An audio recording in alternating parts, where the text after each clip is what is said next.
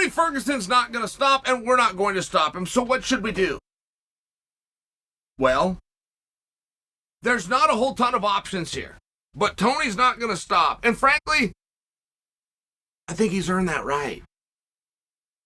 I think that he's earned the right that if he wants to keep going to a degree, if we've got a precedence and we've shown a respect to other guys, that he would qualify as that. Now, I don't know where Tony's going to go on a card, and it would matter if we're talking pay-per-view or if we're talking a different level of distribution. It would matter where he goes. But if we're sticking with what's been a constant with Tony, and we are talking about pay-per-view, we are not talking about an undercard and very early.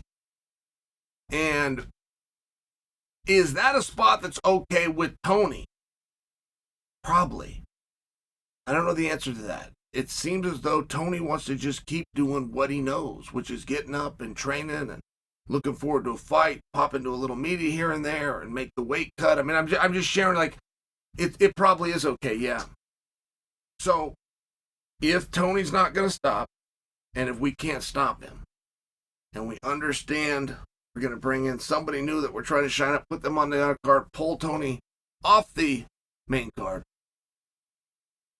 it would seem as though if we are in fact Tony fans and supporters, and I know that I am, I trust that you are, the best thing that we could do is to find the right opponent.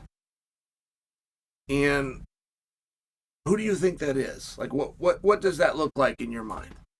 What does the right opponent look like in your mind? I would think somebody who isn't as striking heavy as they are grappling heavy.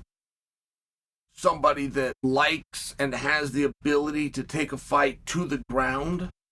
I think there's a lot of fun with seeing Tony in those positions.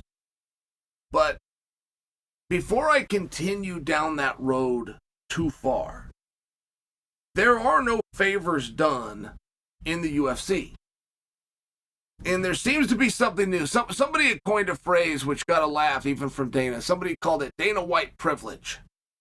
And there was something where Dana himself even got a chuckle out of that. And other guys have grabbed it and ran with it. The Dana privilege. I'll just tell you, I haven't seen it. I don't know who, where, ever got a favor. I can tell you as recently as a week ago, it was said about Sean O'Malley. That Sean O'Malley was the chosen one and he is getting a favor. Now, even in the conspiracy world of this narrative, that favor does not exceed an opportunity. Nobody has even pretended to say that a match or a judgment or a decision went a certain guy's way due to their Dana privilege. That's never even said. I bring that to you because while the narrative was here 1 week ago that Sean O'Malley was given something out of privilege, we now see crystal clear that was the right decision. When the guy wins, there's no longer an ability to say, well, this was done for business and this was done to sell tickets and his last name's O'Malley and this is an Irish town of good old Boston.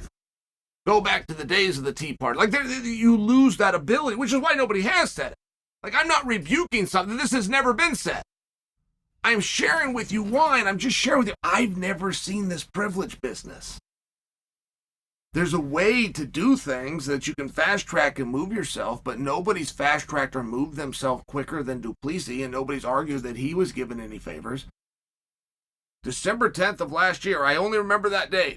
I only remember that date because so many different things happened. The main event comes down that they never wanted in the first place. They started a rumor that was never true, but they started the rumor because Glover versus Prohaska was such a dud in the media. They started a rumor that it was going to be Jones and Stipe. They never intended to do it. They called both guys just so their camps would tell the story, just so the world could be excited about something. It was that bad.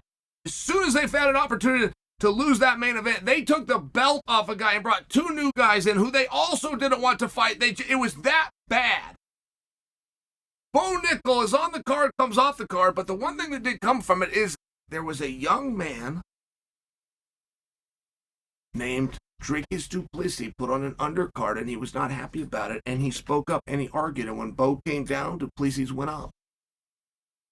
The only reason I remember December 10th, I remember it because of what an absolute mess came of it. But on December, it's really relevant, though, because December 10th till now, and now is 2 months ago, okay? From December 10th to 2 months ago, you had an undercard guy named du Plessis who went all the way to the main event, a number one contender for the World Championship main event. That was the opportunity that he earned, and he did it that fast. Oh, and by the way, before you say that any favors were done, he did it the hard way, and he proved himself. But I bring these things to you because I don't believe that there is a privilege. I don't believe that there is guys that are helped. And I don't believe, as much as we would like specific matches and specific placements for Tony Ferguson, I think all we can do is have a conversation. Now, if our conversation gets loud enough, we can win and get our way. But at 155 pounds, who do you think that would be? When I tell you I'd like to see a guy, now I know he's going to be awesome, and I know he's going to be a killer, and he's probably going to be a younger and up-and-coming guy, because it's hard to put two veterans that are really well-known on an undercard, but it's also hard to put somebody with this record onto a main card, and we can be very honest about this whole thing. So now you're talking about a new, young, up-and-coming stud. What newer and younger up-and-coming stud that would have a placement on an undercard against an old veteran because you're trying to shine him up would that be, who isn't striking heavy but prefers to grapple? I mean, I just threw a lot at you, but if you can find the guy, it seems like we should, and we should start promoting it. Tony's not going to stop, and we're not going to stop him. So if you can't beat him, you got to join him. And the only thing that Tony doesn't have right now is an opponent. And if we think that there's certain styles and or matchups that lend to a safer contest, now is the time to flush those ideas out.